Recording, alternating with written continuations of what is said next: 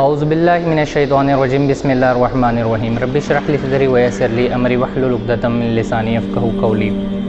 माँ बाप जो कि एक अज़ीम नेमत होते हैं अल्लाह ताला की तरफ से, जो बच्चे को पालते हैं, बड़ा करते हैं। एक छोटा बच्चा जो कि वालिदैन से अपनी हर ख्वाहिश का इज़हार करता है, क्योंकि अल्लाह ताला भी इंसान की तख्लीक करता है, उसको पैदा करता है, और यही जो अल्लाह ताला की जो शान है अल्लाह ताला ने अपने बंदों में यानी माँ बाप में तकसीम कर दी।